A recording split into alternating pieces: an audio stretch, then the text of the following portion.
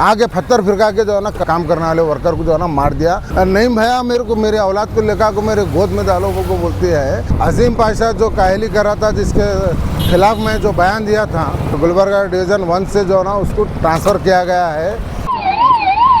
Labour है ऐसा man handling करे, बदतमीजी करे, मुंह कैसर के अम्मा बहन के गालियां दिए, फतरे मारे। तो गुलबर्गा नॉर्थ की रिंग रोड पर बन रही सर्विस रोड के काम को लेकर एक बड़ी अपडेट सामने आई है। जिस प्रोजेक्ट में कुछ महीनों से देरी देखने को मिल रही थी, वहां अब काम फिर से तेजी के साथ आगे बढ़ रहा है। जैसे कि आपने हमारी पिछली वीडियो में देखा था, गुलबर्गा के डिप्टी कमिश्नर इकरामुल्ला शरीफ और कॉर्पोरेशन कमिश्नर ने साइट का इंस्पेक्शन किया था और एक तरफ की पोल शिफ्टिंग मुकम्मल करने के लिए 3 दिन की डेडलाइन दी थी। आज उस डेडलाइन का तीसरा दिन है और अपडेट यह है कि बाखर सर्कल से हागरगा सर्कल तक एक तरफ की पोल शिफ्टिंग मुकम्मल हो चुकी है। कई जगहों पर सर्विस रोड के लिए मुरुम की बेस लेयर भी डाली जा चुकी है। पिछले 3 दिन से कांग्रेस लीडर नईम खान लगातार साइट पर मौजूद रहे हैं और जो भी मसाइल सामने आए उन्हें ऑफिशियल्स और कॉन्ट्रैक्टर्स के साथ मिलकर रिजॉल्व करते रहे। डेक्कन न्यूज रूम भी इस प्रोजेक्ट पर लगातार अपनी नजर बनाए हुए है और रोजाना इसकी मॉनिटरिंग कर रहा है। शाही इलेक्ट्रिकल्स के कॉन्ट्रैक्टर अजहर ने भी डिप्टी कमिश्नर के अल्टीमेटम को संजीदगी से लेते हुए सिर्फ 3 दिन के अंदर पोल शिफ्टिंग का काम मुकम्मल कर दिया है। इस दौरान एक जगह ऐसा भी वाकया सामने आया जहां एक प्रॉपर्टी ओनर ने लेबर को काम करने से रोकने की कोशिश की।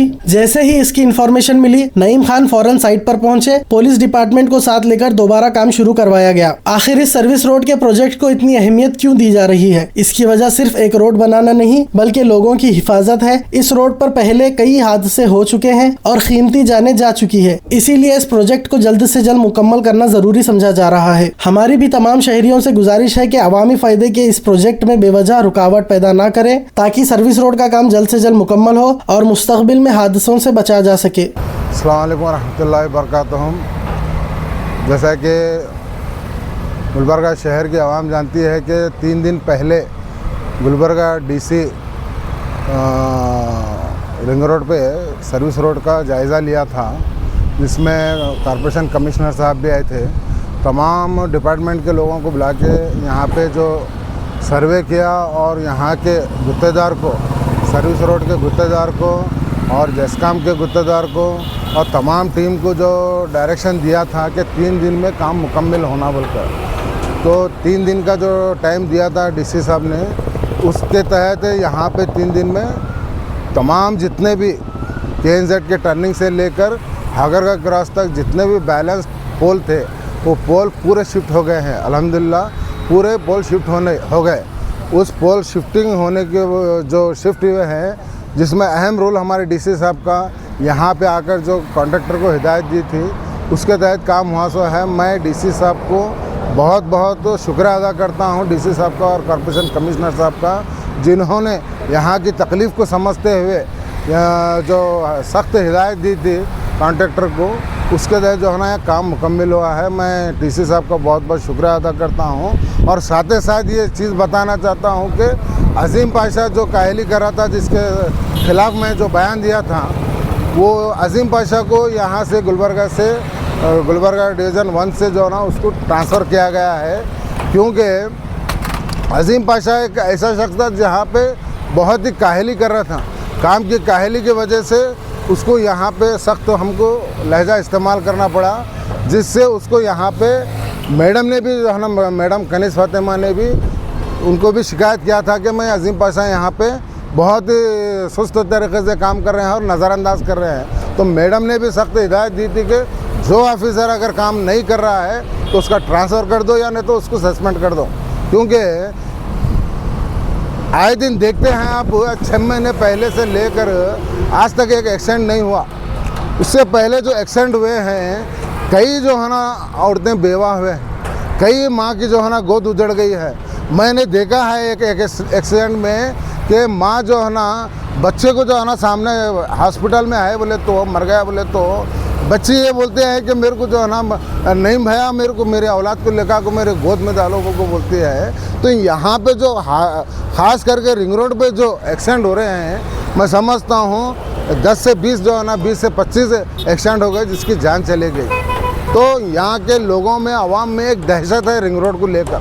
तो जब यहाँ पे काम हो रहा है, तो यहाँ पे काम पे जब काहली होती है, तो ऐसे लोगों को यहाँ से सस्पेंड करना चाहिए, क्योंकि ये लोग यहाँ के दर्द को नहीं समझ रहे।